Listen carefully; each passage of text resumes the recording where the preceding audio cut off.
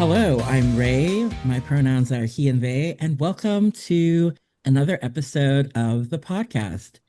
This show draws on the experience and play of the Open Hearth Gaming Community. We're an online RPG gaming group, which has a lot of different kinds of games and gaming. So we have story games, OSR, solo, and more. We focus on indie games, inclusivity and support, and use safety tools for all play in the community. As usual, we brought on a pair of community members here to discuss their recent gaming and drill down on one RPG they've played, read, or watched. I have with me Sebastian and Matthew. Hello. Please introduce yourselves, and let's please start with Sebastian. Hello, I'm Sebastian. My pronouns are they, them. I'm a game writer, designer, and editor based in Canada. I've freelanced for Brotherwise Games, Critical Role, and Evil Hat Productions, among others. I'm also the publishing coordinator and community manager at Hit Point Press, and thank you very much for having me. Yeah, I'm so glad you're here, Sebastian. I love working with you. I love playing with you. You're a very cool person and my favorite gremlin goblin gender person for sure. Which is a Likewise, the feeling is mutual. which is saying a lot. I feel like the indie TTRPG space has a lot of gremlin goblins, but you are my favorite. So, Oh, thank you. and you, Matthew, if you could introduce yourself. Hi, I'm Matthew. My pronouns are he, him. I am a games critic, journalist, and sometimes magazine editor based in Manila. I've freelanced for Rapper, Gemini Network, and a host of other local publications to cover the game industry. And I've also worked with international publications such as Cyrus Gaming. Yeah, thanks for having me. It's so funny you bring that up, Matthew. You say games very casually, but what we're talking about here with you is video games, right? Even That's though today right. we're talking about TTRPGs. I just find it funny. We do the same thing in the TTRPG space. So sometimes the video game bros will come in and argue with us, and we're like, we're not talking about you. We're talking about TTRPGs. So moving on to our first segment. We'll be going around and have everyone tell us about how their recent gaming has gone, what they've played or have coming up. And then the main part that I'm super excited about is we get to talk about a particular game or game topic. So, Sebastian, let's start with you. How's your recent gaming been? Honestly, it's been really good. This summer, I've gotten to try so many new games, like, well, games that are new to me. I played Mothership for the first time, and I tried Realis, I tried Draw Steel, I tried Fall of Magic, and I tried Fuck Me Like I'm Stupid. I like to play anything and everything that I get the chance to, so it's been really fun to play those variety of different styles of games. I'm also playing Shift for work because that is Hit Point Press's first original game system, and it's gearing up for crowdfunding in October, so it's an indie system, and I'm really excited about it. But the game that I really want to talk about today is I recently played a mini campaign of Heroic Chord slash Rangers of a Broken World, and I really loved it. So I'm excited to talk about that one. I'm so intrigued by Draw Steel because it sounds very D&D fourth edition, and I am definitely one of those indie people who love D&D fourth edition. That's our first D&D technically that Matthew and I super got into. Yeah, the influences are there, honestly. I really enjoyed Raw Steel. I like the tactical element of it, and also they have a flirt skill, which I really appreciate. Oh, So oh, oh, that's so yeah, it's good. fun. It's really fun. Wow, can I have a real life flirt skill I can invest Yeah. in? Just let me roll a die and just be like, yeah, I'm smooth. I'm so smooth. Oh, I felt that so deep in my soul. I think you'd like Draw Steel. I think you should, if you get the chance to Ooh, play it, you should. okay, okay. I'm so excited, but I'm even more excited to hear about Heroic Chord. So, what can you tell us about it?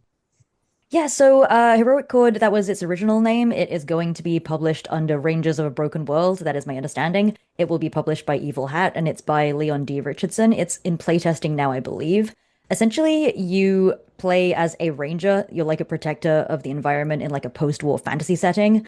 It has a really cool magic system. You get keywords called spell notes, and how you cast spells is the conductor or the GM tells you terrain notes, and so these are words that describe the current situation or the current environment, and so then you have to take one of those and combine them with one of your own keywords.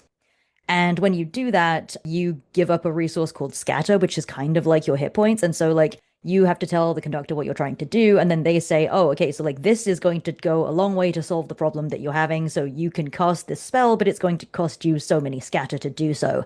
And so there's a trade-off. Mm. Yeah, and the reason it was called Heroic Chord originally is because you like other players can combine their spell notes with yours.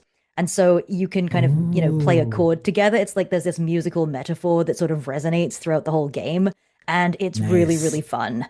Yeah, I really like how you can work together as players. Like the tactics are super interesting. Essentially, before every like combat, you build a pool of successes, and you can use those to advance a goal. And to advance a goal, you need a certain number of successes which you can roll. And if you don't roll enough, then you can take from the pool. So there's always something for players to do, and every turn on your turn, you can either choose to advance the goal or contribute to building the pool. So even if your character is not the most useful for the situation, you can be like, okay, I'm gonna just put more successes in the pool to help my teammates. There's a lot of room for the conductors also to build like fun custom threats. Like they can take really big narrative swings. They can say, hey, I'm setting this combat in the mountains, and this monster can, like smash its tail through the mountains and cause a massive avalanche, and then that is now your problem to deal with. Like really cool stuff like that. I mean, I love what you're saying in terms of how it feels very like team focused, like considering, I mean, I'm biased. Obviously, there are many ways to play TTRPGs, and there are many cool TTRPGs, but I really love the collaborative team like feeling that a TTRPG can bring because you're normally a group of people, right? So it's nice when a game really encourages working together in such a cool JRPG metaphor. I love the sound of it. Yeah, there's a lot of the power of friendship happening here, but also like a lot of the abilities that you get, they are also related to allies. And so, when I played a character, I picked an archetype called the Beckoning Infiltrator, which is kind of like a rogue style archetype. So, like someone with a lot of shadow magic and a lot of stealth. Yeah, you get these like assist abilities, and I picked ones that were about, communication. I can send like a communication, like a message to someone I know. It's like a kind of the equivalent of like a sentence. I liked being able to communicate. It also let me cast a chord with someone who is not in the scene you're currently in, which I really liked because so often, like I don't know if you've ever been at a table where you're playing at a scene between a certain segment of the party, and then someone who's not in the scene is like, will chime in, and then everyone will be like, "Oh, wait, you're actually not in Mm, this scene." mhm, And so mhm, like this is mhm. a really good way to like bring in players who maybe haven't been able to, who maybe haven't said anything in a while, or or elsewhere. So I really like how that facilitates that. And I feel I can see it working really, really well. I mean, it did work really well at actual plays. So yeah, it's really good. The first time Matthew and I, because we got into TTRPGs at the same time, and the first time Matthew and I played, the group we had been playing with, they had been playing for years, and so they had a term for it for a player pitching in when their character's technically not in the scene, where they'd be like, "Oh, one of the bosses started talking," right? And so now the boss has something to say, and it would happen even in the middle of like a cave or a dungeon. There'd just be a boss talking. Anyway, I totally get it. I love how there's a mechanic that supports that reality. That's so cool. In Rangers of a Broken World, you don't necessarily level, you go through seasons, and so you get an extra die for each season that you're in. And so we Mm. ended up in like season 3, so we had a 3 extra dice, and then we got like you get dice from a bunch of different sources. You get them for skills, you get them for facets, you can get them from various abilities, and you can get them from like your keys, which those you get to choose as well. Yeah, you get to choose your like your keys. Those are like words that kind of describe your goals or your values, and you get to pick. I mean, my favorite one was I picked one called bravado, which I used all the Ooh. time because it was funny. Like, yeah, it's like your motives and stuff. So yeah, you can get them, and Ooh. by the end of the series, we were rolling like 9, 10 dice at once, which was pretty fun. Cool, cool, cool, cool. Man, I'm so excited to try it. Eva had so many exciting projects. I'm kind of Yeah. biased when I say that, Yeah. but I mean, I'm also yeah, kind of biased, but Matthew. it's really, really fun. I super enjoyed this game. Yeah, the series that I played it in, it's called Fragments of Loss over on Sword and Keys YouTube channel, and they saved all the VODs. So if you're interested in watching it in action, you can yeah, you can watch that. It's like 12 episodes long. Oh, actually, like that reminds me of another mechanic from Rangers of a Broken World, which is there's an edge success. It's kind of like you can succeed in Genesis, but with threat, for instance. Like so the edge success in Rangers of a Broken World, it's like because Rangers of a Broken World is played with D6s. And so your ones are edge successes. And so you can say to the GM, well, I needed three successes, so I got two sixes and a one. And then you can take the one as an edge success. And then so that means you can ask the conductor to treat that as a success, but it's going to cost something or it's going to cause something Oh, bad. So I like that. that And negotiation. the negotiation, the conductor says, well, if you do this, this is going to happen. And sometimes it's like, if you do this, you will succeed, but you lose access to this terrain note, for instance, because that part of the environment Hmm. got destroyed. Or like, like that yeah, like I like the way that it interplays with the narrative a lot. And so it's kind of you might say it's a similar function to like the mixed success from PBTA games. So but yeah, there's just ways to arrive at successes, and I think it's cool. Yeah. Yeah. And I really love how it's like negotiation based. I love how it's this is what I want, but what's going to happen, right? Is very, very cool. Yeah, I love that. I'm so excited. I really can't wait to try out Heroic Chord. That sounds super cool. I will say one more thing about the Genesis system in that it was the game that helped me finally understand complicated success and other PBTA things because Matthew and I had been playing D&D most of the time and most like traditional games have a very like binary pass or It's fail, especially in the play culture at the time, arguably maybe still now, but definitely at the time. So it was hard for me to understand until we got to Star Wars and it was like you didn't get what you want, but there's still a triumph. And I was a GM going like, what does that yeah, mean? But yeah, it my worked out well. Yeah. yeah, I'm also in a long-term Genesis game, and my GM likes to say like whenever I fail, but with like a bunch of advantage, she likes to say, "Okay, you fail with style. How does this happen?" And yeah, like I like that she calls it failing with style. So, because like ultimately you do not succeed in the thing you're trying to do, but like, you get some advantages, so maybe you look cool doing it. Go ahead. I was Like, gonna say very look cool. funny. I was gonna say very Yeah. like, I don't know. That feels so queer to me. I don't know how to explain it, but Yeah. that is such a vibe. So cool. Honestly, like the way that I've managed to play all of these games has just been like I've been volunteering to be a part of actual plays and also doing play tests. Those Oh. are the number one way to get to try a bunch of different games, even if you're a forever GM, like literally sign up for APs. Like I cannot recommend that enough. Yeah, the thing is, I don't see myself as like much of a performer. Like I join APs so that I can meet new people and play new games. Like I'm not necessarily someone who's going to get super into character or like, you know, dress up or anything. I mean, I can do that. I will do it. I have done it, but like my main motivation is just to meet people and play games. Yeah, I mean, I am not super familiar with the actual play space of things, but so my opinion shouldn't carry that much weight. But for me, I feel actual plays that really feel like just actually playing instead of focusing more on the performance. And I'm trying to walk very carefully here. This is not my lane. I'm being very respectful. But I do also think, as a player and a designer, that we have a hard time transmitting play culture very well in our books and how we talk about games. So actual plays that really focus on the play culture and just hanging with friends and meeting people and playing the game, I feel are very valuable. Also, dear listener, Open Hearth has a lot of actual play videos from our different community members that you can check out. Lots of us upload our videos. I haven't uploaded anything in a while, but I do have like early playtest videos of Apocalypse Keys, which are so fun to look at right now. Us trying to not cry over Taylor Swift music in the background while we break each other's hearts, etc., etc. Matthew, I'd love to hear about your recent gaming before we dive into the game you want to talk about. So, what's your gaming been like?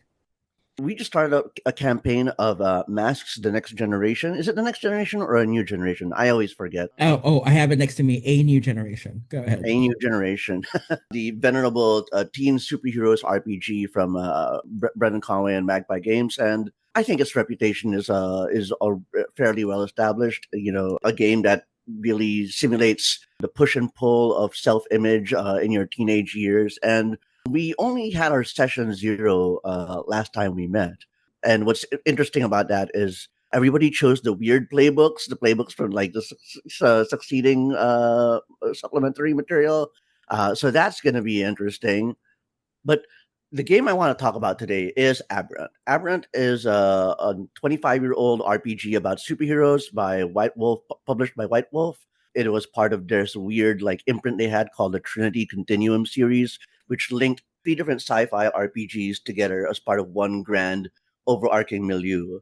So the premise of Aberrant is that everybody in the world has suddenly gotten superpowers late in the 20th century rather than in the mid 20th century, as is common in the comic books that it Mm. is inspired by. Now, because of that, the world reacts very strongly to this sudden change in society, and the book makes a big point out of like detailing that. There's like 100 pages in the main Aberrant book before you get to the actual mechanics in a 300-page book. Okay. I mean, White Wolf was kind of known for that, but yes, especially sprawling. And the game centers around the the player characters are expected to play one of these superhuman characters. And what makes it distinct from any other superhero RPG or superhero milieu is that these characters are likely to wrestle with the corrupting influence of their superpowers. The game in the world goes into great detail to scientificize this setting, where you've got like there's a small portion of the brain called the Mazarin Rashid node that governs the control of quantum powers. As you every act of superhuman ability is harnessing that quantum essence, and as you keep using it, you run at risk of like being tainted by the power. And so there are lots of interesting mechanics to express how that happens. Ray and I actually played a campaign of Aberrant oh so many years ago. It was a very unorthodox campaign where we were allowed to roll higher level characters, but that's okay because it meant we were able to um, we were able to engage with the parts of the game that are very juicy. That which is to say, the taint that and sorry, the taint, I didn't even bring the taint, the corruption of the superpowers. So every character has like quantum, which is the measure of their ability to harness quantum forces, such as tapping upon energy to summon super strength and super speed, or wield the basic forces of universe like gravity and magnetism, or channel it into pure energy like quantum bolts, which is the catch-all ability that describes everything from Cyclops, optic blast to heat vision. So that's what quantum does. But as it flows through you and you grow in power through the natural progression of the game, when you go over certain levels, like for example, if you have more than 5 quantum, you will start gaining ranks in Taint. If you use your abilities and try to push them plus ultra, so to speak, you run at risk of occurring Taint. If you want to advance more quickly with your XP and your progression, you can buy powers at a reduced XP cost using Taint. So every single mechanic to boost power goes into Taint. And once you start getting a lot of Taint, it starts expressing itself through compulsions and aberrations. Compulsions meaning your character will start misbehaving according to the way you have written them in terms of personality traits, or start having mental disorders or compulsions to do things like. And it's a little iffy. I'll admit it's a little iffy to link like mental a character's mental health like this. But bear in mind, it's 1999. We didn't have the most progressive view of mental health. And White Wolf was very famous for like really diving into these like I don't want to say taboo topics necessarily, but these darker elements for And sure. So yeah, they're very edgy, and I don't mean that in a derogatory sense, but yeah. So that's like really one of the most interesting parts of the game, and I would love to see a game kind of explore that again, not just the and not just the corrupting influence, because that is a very juicy part of the game, but also this idea that the entire landscape of the superhuman zeitgeist is like marching inexorably forwards into an even more insane future that is detailed in the subsequent RPG like Aeon. And I love that sense of historicity. And as someone who loves Ultraverse by Malibu and Valiant Comics and Wildstorm, these sort of like 90s like comics, like I don't really have a lot of personal affection for them. Like I don't go like, oh man, they need to revive Bloodshot. But there's just this kind of energy that those comic books have that hasn't been replicated since in the 21st century in terms of media. And I think part of it is because those characters ended up turning out to be commercial flash in the pans. And so and Marvel and DC, being as conservative companies as they are, don't want to absorb some of these characters which they now own, which is a whole nother story altogether, at the risk of imbalancing the very careful, like, the world outside your door setting that they've constructed.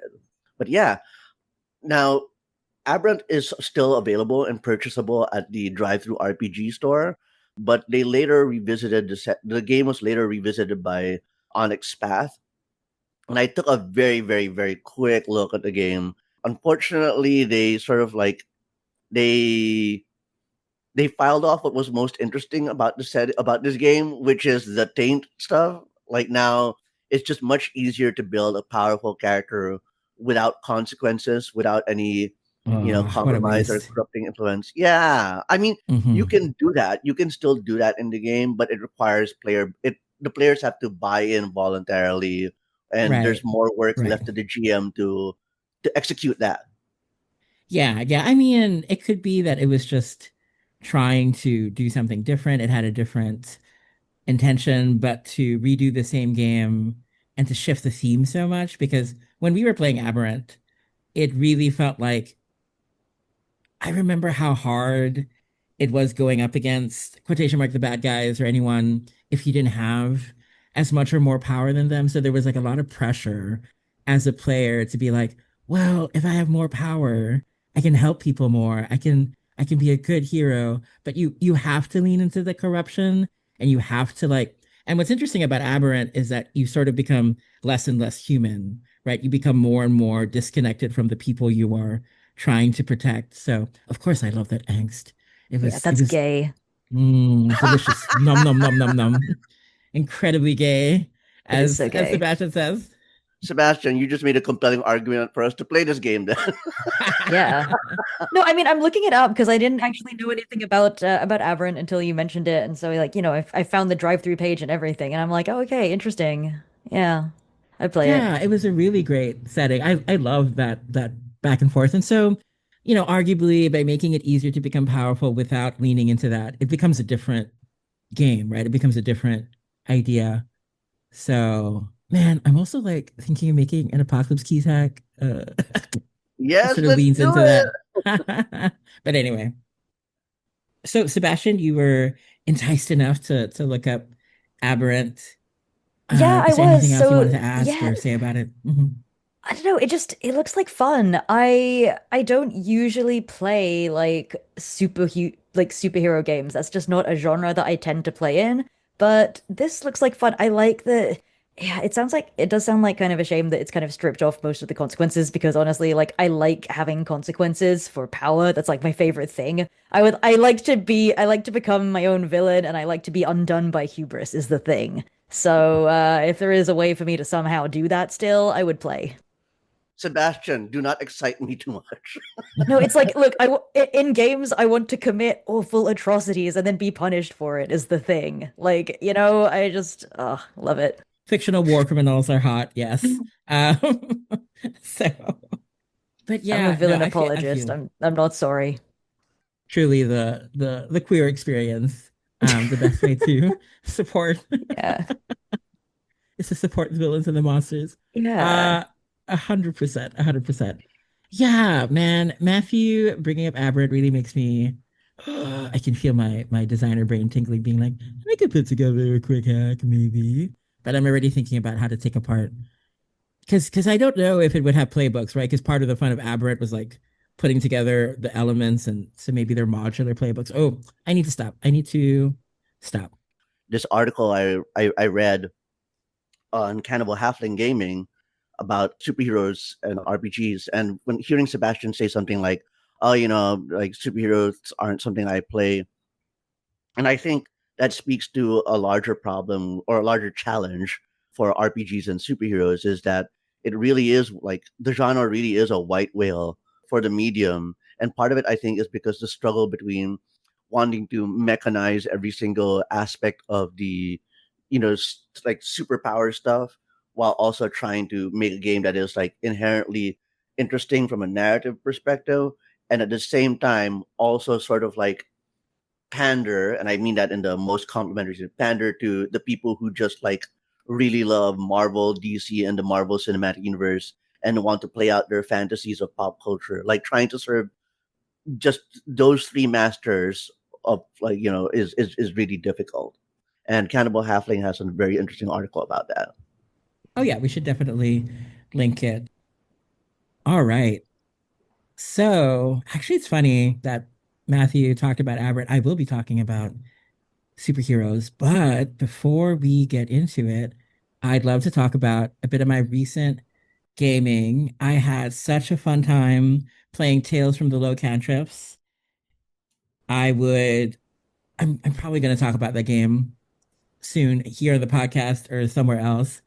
And yeah, that was on the Open Hearth. It was so much fun playing that game by Wildwood Games.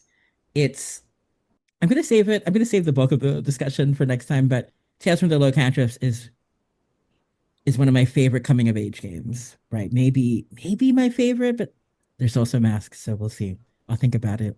Aside from playing Tales from the Low Cantrips, I also did a whole bunch of game play testing while designing just for fun projects. These are games that, as people may know, Tomb Raider, the TTRPG, got canceled, and which I was working on. And so, as part of my healing process, I just made a lot of small games for myself for fun.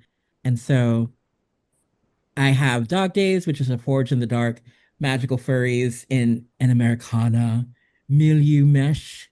It's basically a mix of the Prohibition period and noir and Art Deco, just like smooshed together. And I also have a Shatter of the Dark, which is a PBTA Dark Academia game. Man, I need to introduce that to Sebastian. I know you'd have a good time. Um, it's basically being corrupted, corrupting, being in a dangerous situation in an institution. I think we got to play test it. We got to play it, Please, I love Sebastian. Dark Academia and all of its problems. I just, I I know. love I Dark tried to lean in Academia. to the problems as much as possible. Yeah, it's Um, so problematic, and I'm just like, wow, I've been there. Like, so good, so good.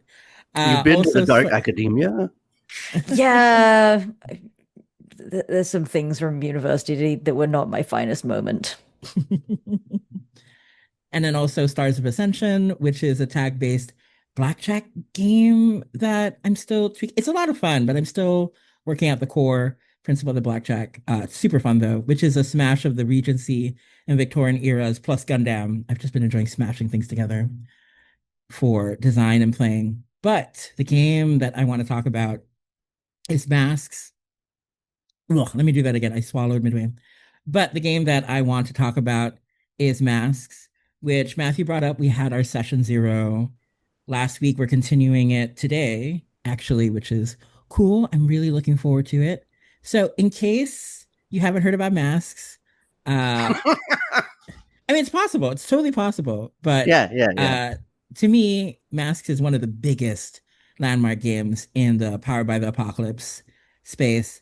I definitely feel like it ushered in a new wave of TTRPG design and play. It's huge. And so you play as a team of teen superheroes who have to prove themselves to their peers, their teammates, to the adults in their lives, but really, especially to themselves. It's a game where you get caught up in messy entanglements. You figure out what it means for you to be a hero and how hard it can be to grow up into your true self. And so it's so funny. It's completely different from Aberrant. It's a completely different set of themes in the superhero space. And I really, really do love it. It's a game that I have a lot of good feelings for. It was the game that fully helped me disconnect from the D&D mindset because just because like playing D&D is very different from playing most indie games. It's a completely different framework. It really felt like I had tried for years to get out of it, and it wasn't until I had I had started running mass that I finally started to get it. So, which is so I have very like strong, lovely feelings for it. And today I wanted to talk about a few points. I've been rereading the book. I've been going down memory lane, remembering all the good stuff about masks. Matthew and I have had many wonderful campaigns playing it. We've had moments around the table crying over our characters and stuff. So, but yeah, what I wanted to talk about today, number one, is I was like rereading the book and thinking, wow, things have changed so much in the TTRPG space, but they've also stayed the same. It felt like because Masks was published in 2016, right? So it's almost 10 years old. And to me, it's like part of like it's hard to pick out waves in PBTA because things don't happen neatly. But I want to say it's like second or third wave PBTA, probably. People will disagree with me, and that's cool. We can talk about it. And also, it's it's so weird to me that so much of the design and tech in masks isn't in more games, not just PBTA games, but in general. And it made me realize that this is true for a lot of the games I admire. So in the specific case of PBTA, I feel like we're not talking enough about the play culture and design text from Apocalypse World, for example, that birthed the whole thing in the first place.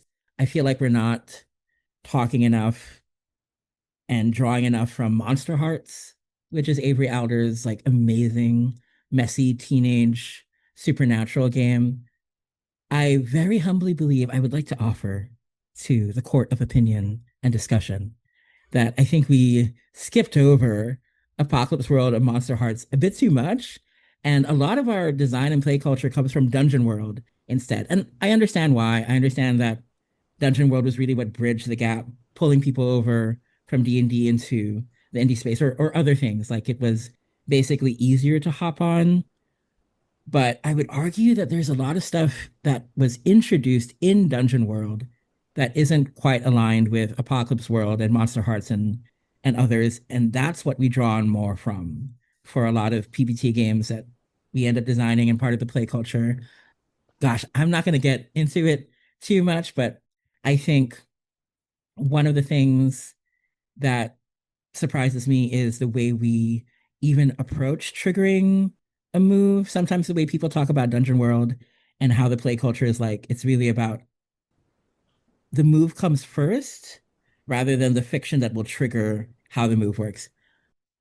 So some of those things that I really love in Mass that I want to bring up is number one, how each playbook has a very specific arc. I think we're really in love with the idea of playbooks nominally being archetypes, nominally being like tropes that we understand. And once again, I totally get why. I see the point. But when you look at a Mask's playbook, they're always about the arc that the character goes through. And so there's a wide gamut of playbooks. The core book comes with 10 playbooks already. There's so much more. During our session zero, I may have overwhelmed our players a little bit because I said, you can get any playbook from any supplement because I love masks and I can handle it as your GM. But I liked it. I have no regrets. And each playbook has a super different play experience. The arcs are also along a spectrum of complexity and difficulty. So the Doomed playbook is very different from the Delinquent. And the Doomed is more angsty to play in. You really have to play into the idea that your time is short, something is chasing you, something is hunting you down.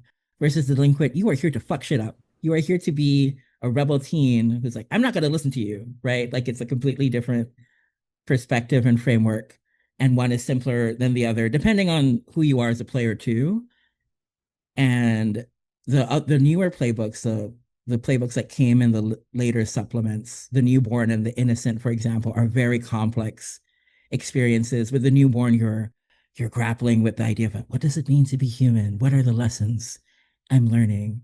And as the innocent, you are this poor innocent teen superhero that knows you're going to be a bad person when you grow up because that bad person is you in the present timeline, and you're hoping to so your past self from the past, so basically who you are in the past has come here into the present to try to save yourself from this terrible path.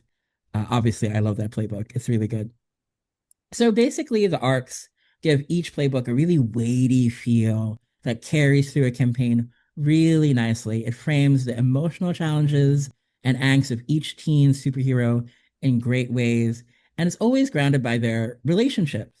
So, Masks is really about relationships to your teammates, to other heroes, to your peers, to those older than you. You are part of a new generation. You are part of the fourth generation of superheroes, so you have a lot to prove.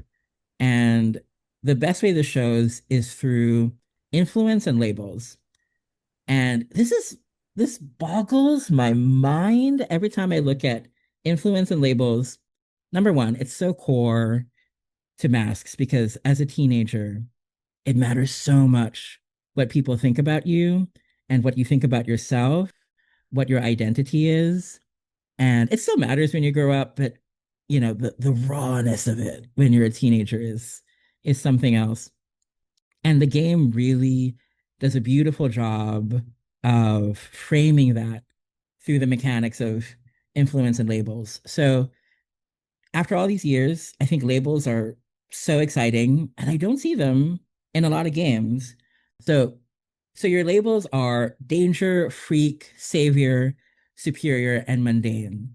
And I love how just from hearing it, you have a good idea of what these labels mean, how dangerous you are, how much of a freak you are, how much of a hero you are, how smart you are, how down to earth, empathetic you are, so on and so forth. And your labels are what you roll with. They're the bonuses or the penalties to your dice pool, to your two dice that you roll with. And these labels move constantly. Like in a good game of Masks, there should always be shifting labels. And what's cool is that this sort of like works around one of the what tends to be like a thing that comes up in PBTA games or any game really, where people will want to roll and trigger moves that they have good stats in, good labels in, right? But because they're always moving and they're always shifting, the game encourages you to try out different moves. You can't always depend on the same playstyle or power set because your identity is always shifting. What you're good at is always moving. You're still growing as a teen superhero. And I remember we had players who wouldn't like the labels shifting around so much, but that's part of the experience because you as a player then have to figure out how can you assert your identity? How can you assert your own labels? And what moves the labels around a lot is influence. And so your teammates can have influence on you. Every adult you meet for the first time in the game always has influence over you. And with that influence, they can move around your labels. It's as cool as your mentor saying, I need you to understand that you're the most important hero on your team. And so you can't let the rest of your teammates bring you down. And I would love to say, okay, your mentor is shifting up your superior label by one and pushing down your mundane level by one because they're trying to pull you away from your team and trying to remember that you're not here to make friends. Right. And so it would be up to the player. Are you going to push back against this? Or do you want the plus to superior and the minus to mundane? Maybe this will help because and so I could see the players, the cogs in their head moving like, do I want to listen to my mentor or not? Am I going to allow them to sculpt who I am and my identity as a person? And it just boggles my mind that we don't have more stuff like this now in other games. I understand that maybe not every game needs to have the shifting sense of identity, but I'd love to see this mechanic applied to other things. We have some games like Thirsty Sword Lesbians where each playbook has its own meter, as it were, to like shift around depending on the narrative. But I'd love to see something like masks in more games because it helps define so much of the aspect. That's really cool. And honestly, for me, also, the shifting labels, rereading masks right now, because when we were playing masks, I did not know I was trans yet. And so now, a few years into my transition and looking at the labels again, looking at the way influence works, I'm like, man, I'm having very strong gender feelings about how society and the people you love and admire shift and move your sense of gender and the performance of it and the identity of it and the struggle to learn how to express yourself without being negatively affected by things like the patriarchy or toxic masculinity and things like that. So I'm super excited to get into our game. I really love masks. I'm so excited to get back into it. It's such a good comfort game, but I haven't played it for years. So I'm really looking forward to it. I did talk about masks very hard. Does anyone have any feelings, any labels they'd like to shift? I just wanted to say that earlier you were talking about how the playbooks have arcs, Mm, how they all have like dramatic premises that you set up mm, around them. And I feel like that's something that could be explored a little bit deeper mechanically because I can see why people don't want to do it because and why they've chosen instead playbooks that are more archetypes than anything. It's because there tends to be a resistance from both players and designers, in my humble opinion, to sort of like lay down the pegs, what do you call that? Those little spikes you use to pitch a tent. oh gosh, I would Anyway, not know. Yeah, tent pegs. Like I think yeah, that's yeah, There you you're go. right. yeah. They don't want to peg the tent because they're afraid that having a an arc sail out for the character is limiting. But something we've learned about television, both good and bad, is that having an arc doesn't necessarily prescribe how that arc unfolds, how quickly it Hmm. unfolds, and Hmm. at what rate. Meaning, there's still a lot of freedom to be had when you say, I mean, outside of the doomed who's on a borrowed clock, and even then, you can unnaturally prolong that clock if you really wanted to. Again, I don't want to presume too much. I feel like that's where the resistance point comes in. They don't want to go like, well, if you give me an arc, you're telling me who my character is, or you're telling and I want to have the freedom to do whatever I want with that character. I'm like, you can. It's just Hmm. you got to learn to look past Yeah. the words and the language that is in the setup for the character. Yeah. And the thing with masks is that you can tell that the design, it was very carefully laid out where there are so many points of interpretation. There are so many ways you can create and play the same playbook, even as the same person, right? Not even across different players. And you will have so many different characters. You'll have so many different ways things turned out. Because Matthew and I, we ran masks quite a lot. We had a bunch of open tables every month where Matthew and I would run games. And we would have like Novas running around and beacons and whatnot. And they were all super different from each other. And their stories were playing out very, very differently. I understand the idea, the impression when, especially indie game design, seems like it's controlling. I know this is a discourse that has come up. I humbly believe it is just because if you come from a more traditional game or a D&D game where you have to bring a character concept, you have to bring something because the game is purposely much more blank and open. And if you don't bring anything, then the character won't become anything. But in a lot of indie games, not just PBTA, the designer and the play culture have a very are offering you a game that has a very strong narrative structure that requires you and your interpretation and what you want to bring into it. But there's still so much room because the game is trying to meet you in a certain place. And so you have to go and meet the game. You know, there are different places available to you. A good game will design for that. But I would like to also humbly offer Apocalypse Keys in my games tend to offer arcs. Not on purpose. I didn't do it on purpose at first.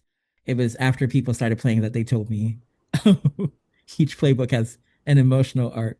So I've never gotten to play Masks. I did a session 0 for it, and then the game just simply did not happen. So I'm kind of sad Oh, about it. But it's a game that I think that I do agree in the sense that I think there's a lot of design elements from it that have crept their way into other games, like consciously or unconsciously. And so I think that like when I eventually get around to reading it, I will take a look at it and be like, oh wait, I understand that, and it'll mean something. So.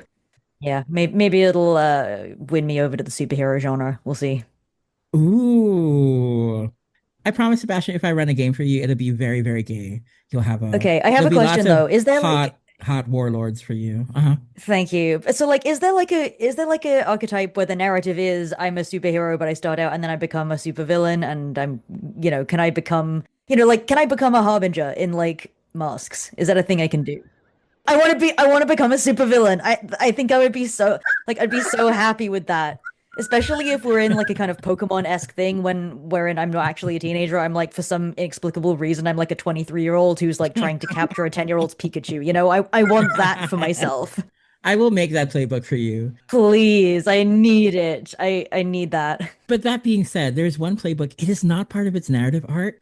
It is not clearly present, but it happens all the time. I've seen so many people play this playbook, and they always turn out to be a bad guy, which is the Nova. The Nova is like the super powered Ah. playbook. They can barely control their powers. The more conditions you take, the more emotionally affected you are, the better you are. Definitely the Nova inspired the Surge from Apocalypse Keys. So, with that, we're all going to move into our last segment.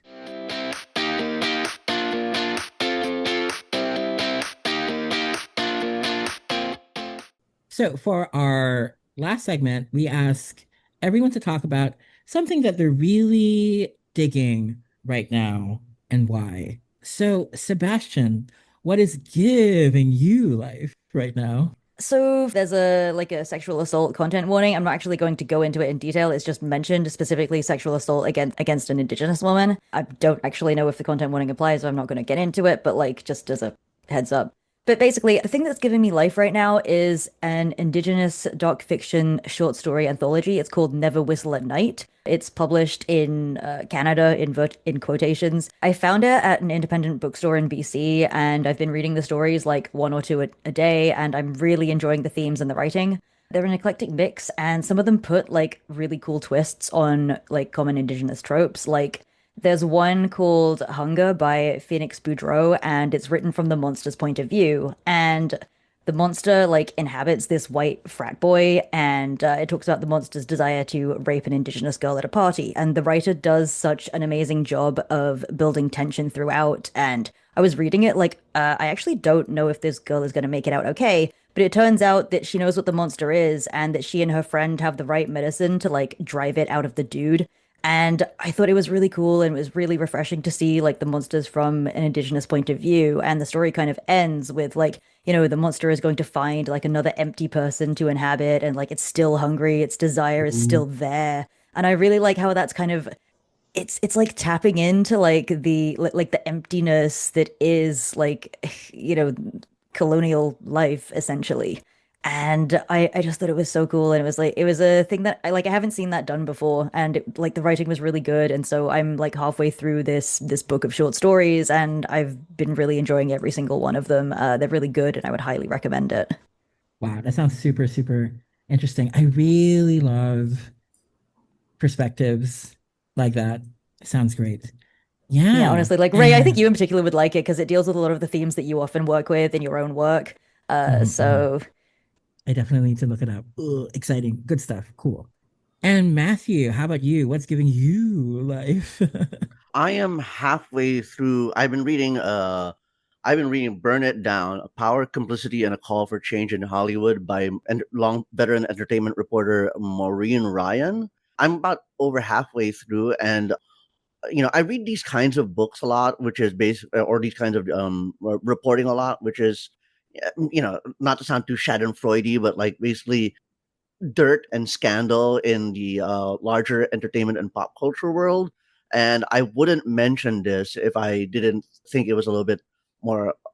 substantial because I'm now more than halfway through the book, and after like going through so many different stories, it takes a sort of like interesting turn from a reporting perspective. So anyway, so Burn It Down is the accumulation of over a decade's worth of conversations, interviews, and research by Maureen Ryan, talking about like how Hollywood is unsurprisingly gross, racist, misogynist, and how those prejudices like inform the abuses of power in that industry, as well as the how it prevents people from marginalized identities from having the opportunities and the work that they could have.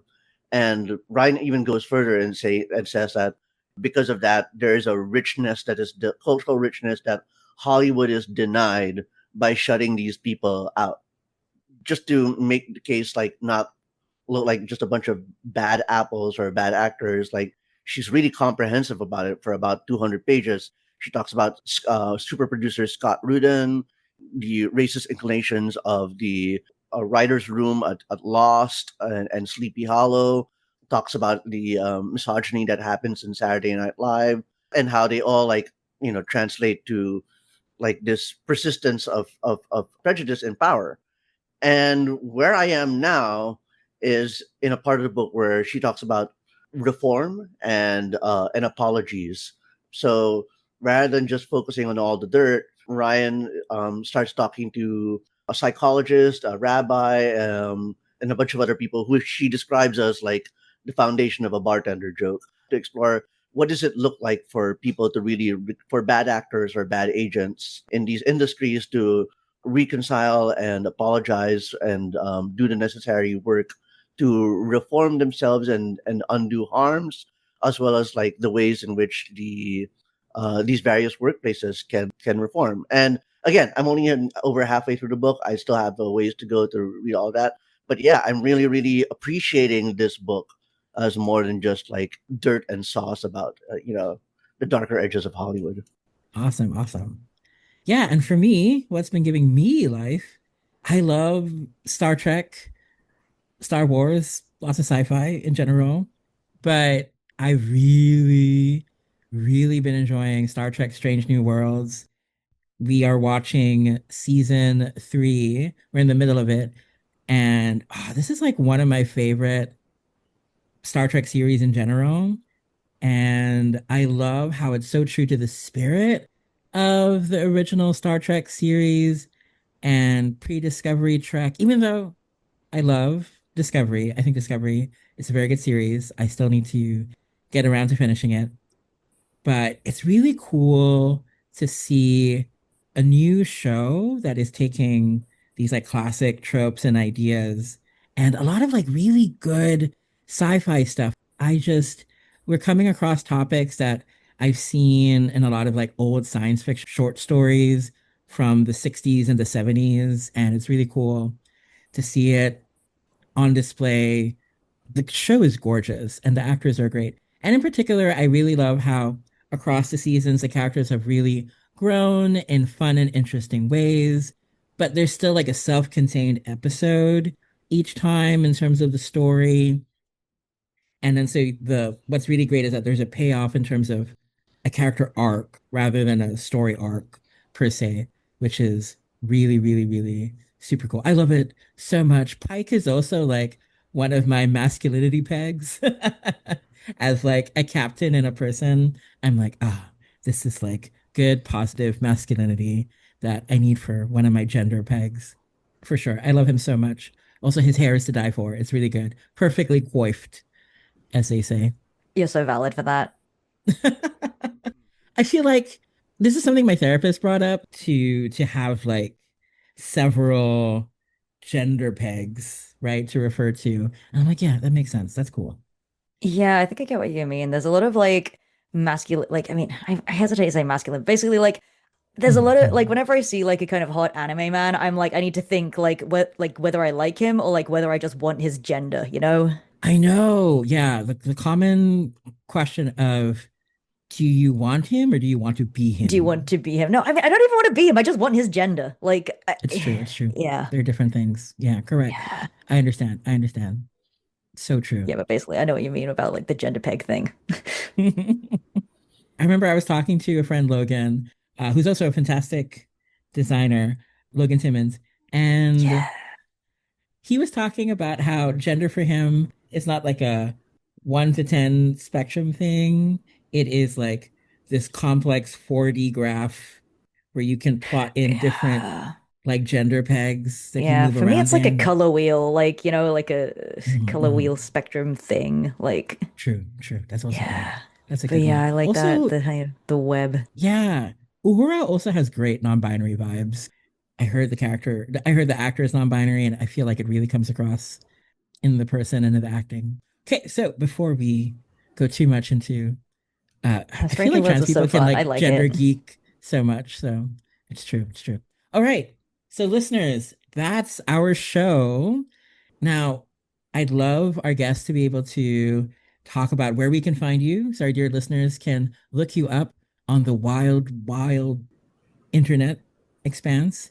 And Sebastian, where can we find you? Can find me on my website, sebastianua.ca. You can see a list of every single project that I'm working on at sebastianua.ca/TTRPGs. I'm on itch at Sebastian Ua. I'm basically just Sebastian Ua like everywhere, Blue Sky, sebastianua.bsky.social. I'm like much less online, but I'm there still. And for work stuff, I'm at like Hit Point Press everywhere. And if you're interested in Shift, please sign up for that. That's kickstarting in October. Thank you. Yeah, Sebastian does a lot of amazing work in the TTRPG space. It's really, really good stuff. I can't wait for people to see Sebastian's work for Tomb Raider. We're still moving forward with that game. I'm so It's just excited becoming too. its own thing. Yeah, Sebastian did good stuff. Everyone loves the playbook Sebastian made. Everyone plays the changed. So I'm really excited for people to see it. And their cool adventure. Lots of stuff Sebastian worked on. Really amazing. But Matthew, my beloved, dear, wonderful husband, where can people find you online? You can find me on Blue Sky Experiment Ego, and you can also find me sometimes streaming on twitch.tv at Experiment Ego. I am also working on another project regarding games media, which I cannot announce yet, unfortunately. But yeah, do keep an eye out on my Blue Sky and socials for announcement of that. So yeah. The Open Hearth podcast is a production of the Open Hearth Gaming Community. We have an online gaming calendar where folks can sign up for our sessions. We would love to play with you. If you've enjoyed the show, consider supporting our Patreon at patreon.com/openhearthgaming.com. We have a Discord. We are on Blue Sky, Tumblr. We are on Mastodon, dice.camp. Apparently, I keep forgetting to check that out. You can find out more about all of that at openhearthgaming.com. Please consider rating, subscribing, and reviewing our show. It really helps us out. And yeah, Sebastian and Matthew, thank you so much for joining us. I had so much fun geeking out about teamwork and heroes and gender and crime lords and so on. But yeah, thank you so much for coming on. Thank you so much for having me. Hell yeah. Okay, everybody, that's our show. Have a great rest of your day, evening, night, and that's all from us. Thank you so much.